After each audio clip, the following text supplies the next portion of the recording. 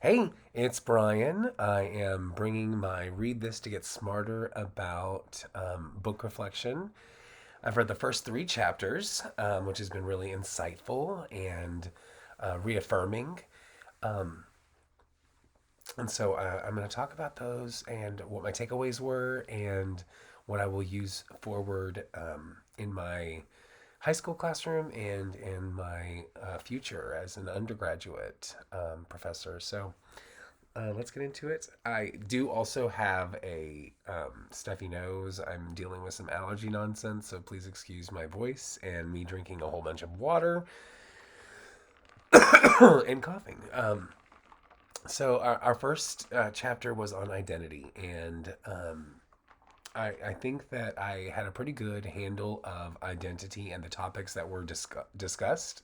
In this chapter, though, there were some things that were new to me that I learned and took away, and I'm going to file it in my little filing cabinet. Um, I do appreciate the extent to which the author talked about names and what names people would like to be called, even if it is not their legal name, and why is it so hard for people just to call people what they want? And I appreciate the author's um, perspective in talking about, nicknames and how we have no problem using nicknames for people and derivations of names for people, but we find it so difficult when someone wants to be called something completely different. Um, just respect what they want to be called and call them that. Um, Also, the dealing with the pronouns and the refusal to deal with them, thinking that it is a singular or a plural pronoun when it can be singular. So it's just the idea of humanity. I think it goes back to and treating people with the respect that they deserve. And if someone has a specific pronoun that they use, then we should use that pronoun or refer to them by their name. Um, so I thought it was interesting in the book where it talks about asking people for their preferred pronoun and how that was no longer really looked as being as respectful as we originally may have thought it was. So now just asking them to explain the pronouns they use is a more effective and trauma informed way to um, get people's pronouns. Um, Basically, an important takeaway from the identity portion is people are going to be different than us and they deserve humanity as well. So that's kind of an idea that is incorporated throughout the whole thing. Because I think this book is ultimately about being a better human and interacting in an interconnected community. And I think that being a better human goes hand in hand with being a better theater artist, since we are charged with the ideas and the mission to reflect humanity. And I think we have to understand humanity and treat everybody with dignity and respect in order to tell their stories. So, um, on to the second chapter, relationships. I really, really enjoyed the way it began with the Ubuntu um, wisdom philosophy that just encourages a humanity for others.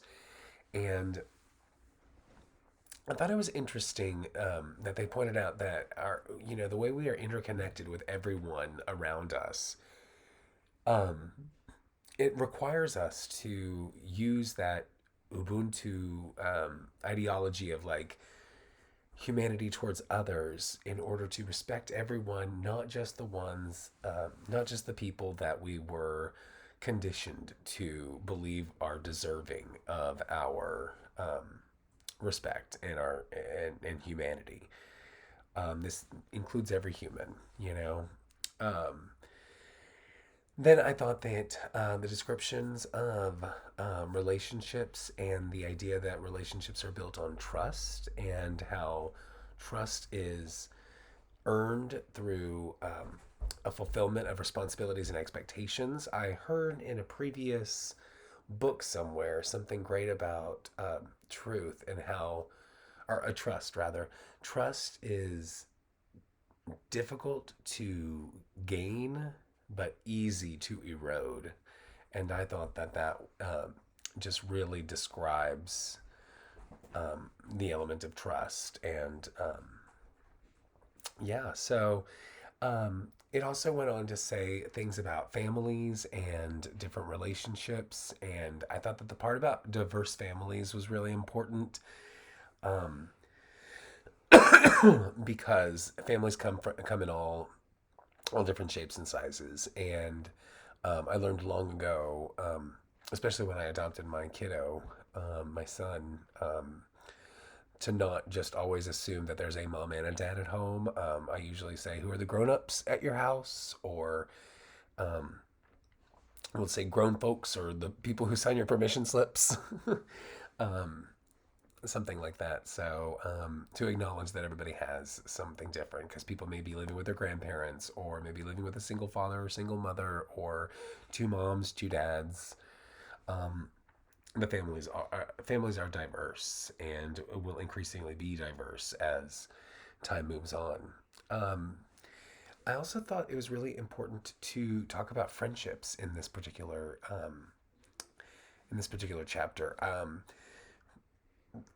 When I was in high school, my theater teacher, I remember, said to me, friendships are transient and, well, it may not last very long. And I thought that that was so depressing and so, like, so inaccurate, as a little 16-year-old that knew everything.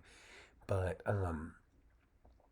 I see it more and more now, that everybody's in our life for a reason, for a specific amount of time. But the true friendships are the ones that can have that connection immediately when years of absence have gone on. So I just thought that that was something that I kind of took away from the reading. I like the idea of the work relationships. I think sometimes, like the author of the book, I have been confused about the people around me and the need for us all to be friends. And you're capable of having a work relationship, a respectful work relationship, and even have fun and be friendly and be friends. But it doesn't necessarily have to carry on outside of the work environment. And I think, and I've been increasingly better about that boundary of work friends versus real friends. Excuse me. And then I thought that the relationships thing had a really good formula for apologizing, taking responsibility, apologizing by focusing on the other person, expressing that what you did was wrong or harmful and why you did it, and maybe communicate your intention to do better when you are in the future. So I thought that teaching students how to apologize is also very important, and just giving them that simple framework can really be useful for them. And then the chapter about class really got me in my feels, as we're talking about this a lot in Kate's graduate seminar class. Um, and I just wanted to lift up the idea that we are not our jobs. We're much more than our job, and our value is not dependent on our job. Our humanity is not dependent on our job or our profession. Um, I think sometimes we, especially being theater artists, I always ask myself, where does my job end and my artistry and my fun begin? I have kind of a blurry line when it comes to work, but I do try to imagine that I am not my job, and try to focus on things that are not necessarily my job or theater related. But it is hard. It's something that I continue to struggle with, placing my entire worth on my job.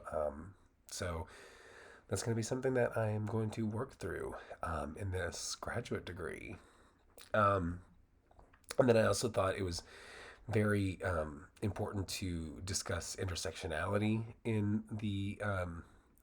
in regards to class and all the isms, and wanting to understand that intersectionality exists, and there are certain groups that get um, discrimination from two separate areas, such as Black women. They are facing discrimination for being Black and facing discrimination for being a woman. And so I think that understanding that intersectionality and how that exists helps us to break down um, what we understand of the patriarchy in the world, or in America